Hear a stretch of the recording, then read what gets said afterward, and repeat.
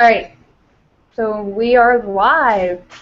Um, so Dr. Williams today is off campus, and so he may be in and out of our podcast today. My name is Sarah. I guess we'll take turns kind of trying to moderate this thing today. With us, we have Levi, Kadada, and James, who have all been on a previous podcast. So today we are talking about income inequality and some of the problems with it and maybe possible solutions. So I guess just let's get started with what inequality is, guys. So I was thinking about this question a lot, and I mean, you don't even really need to do research to answer that. Like when you walk down the street of some inner city and you see a homeless guy trying to get some change, and then these other people just walking past, like that's income inequality right there. I feel like that's just a snapshot. Yeah, just But the I gap mean, that go ahead.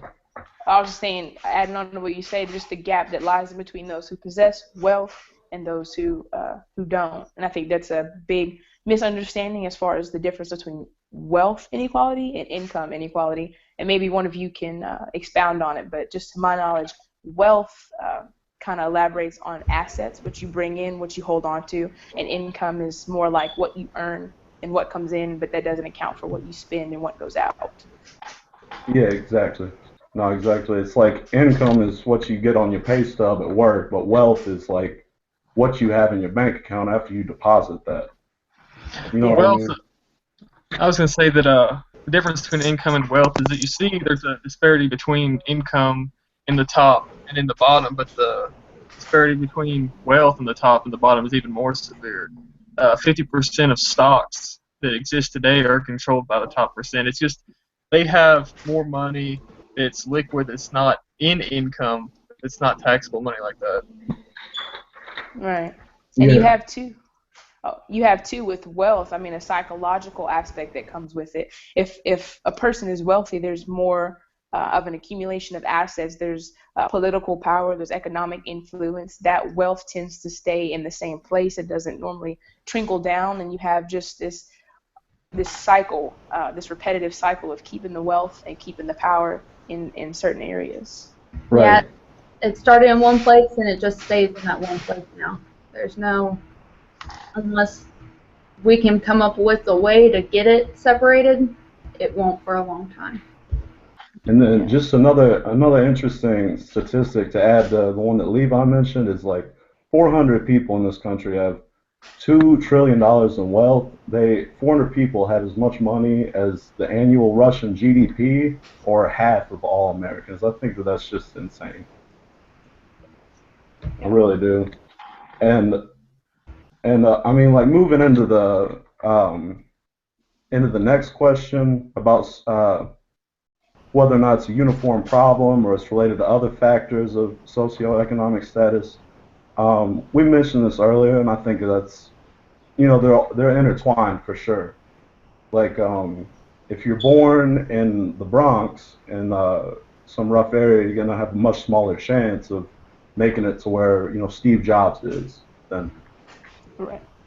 And the question then becomes, is it income inequality that stems these socioeconomic problems, or is it vice versa? I would be interested to know your thoughts on that. on that, I mean, that's a tough one to answer, but you really have to go back to like when this country was founded. I feel like this country was founded on the right principles. It's like we're all running a race. That's capitalism. Um, and we all had a fair start when the country started because all that wealth hadn't already been distributed. But at this point, you're born into a race where people are already miles ahead of you, and you're at the starting gate. And I think that just ties into mostly the matters of race and you know the neighborhood that you're born in. Um, So is just the that to way. say, so is that to say that your socioeconomic status then determines which side of the inequality or equality you find yourself on, or are you saying that because you've been a product of income inequality and you may have less than the top percent, that then you're more likely to find yourself in these places where socioeconomic problems become more prevalent? Oh, definitely the first one. I think it's just I feel bad for people that are just victims of their environment. I feel like people are what they surround themselves with, and a lot of the time, or actually most of the time, we don't even have a choice in that. And some areas are just dominated by poverty, and that's perpetuated by greed. I also Sarah? think, like socioeconomic factors, like of course some of them you're born into, you can't really change them, and so it's like you are set to different advantage than others, or disadvantage. But I also think some of them you're also able to overcome.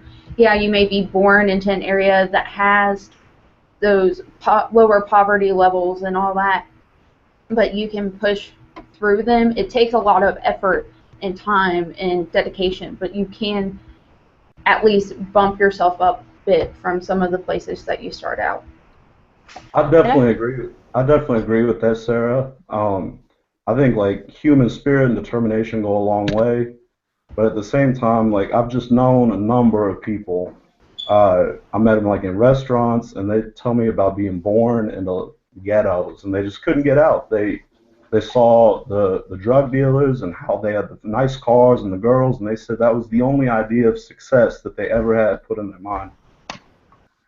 and just to speak on the other side, I think you guys are talking about the prosperity that does exist, this American dream that if you push hard enough, you can acquire certain things and you can get out of maybe the bottom where you found yourself. But I think when you accumulate so much wealth and that wealth is kept in a certain area and it's kept away from certain people, I think after a while you get in these cycles, these family cycles, these economic cycles, and they lend themselves to other issues. I mean, it's when you have wealth, you have less restrictions in life as far as what you can do, and more options to what you can do, and less restrictions on what you can't do. Sorry, but I mean, it's proven that these types of things they lead to depression, alcoholism, drug abuse. You got higher crime rates in areas where wealth isn't distributed equally or even um, enough to where the bottom can survive, and then these issues rise out of that.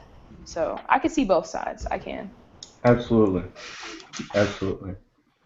So, Okay. I think maybe move on to the next question. For us, like the average Americans, what kind of effects do y'all think that income inequality has on us? Um, just to speak of a personal testimony, someone who came, I wouldn't say necessarily out of poverty because most of my family is still in the lower class, but my mother, who raised me as a single black mom, raised us at least from that lower class to at least lower middle class. Now I have an opportunity to go to college. I have an opportunity to get a better job because of opportunities that have been afforded to me by someone who did try hard and did work out of that rut where they thought they were stuck. But that opportunity isn't always given to everybody. And I think seen in the presidential race that's being ran now, you have candidates on both sides who are proposing solutions to kind of fix those problems that trickle down and affect the everyday American who may feel like they struggle with this issue and feel like they don't. Yeah, I definitely say that for the average American, there are definitely programs that are being put into place now that are trying to help this inequality because people in the lower class really can't afford a whole lot of social services. That's what you saw with the Affordable Care Act. It was supposed to help people be able to afford to go to the hospital, that no one should be able to, have a heart condition or something like that, and it caused them to go into poverty for the rest of their life and not be able to get out. Then today you've Mm-hmm. had things proposed like free child care for early families, because today, when people have children and they're trying to get into the workforce and stuff, it's difficult to pay for childcare. And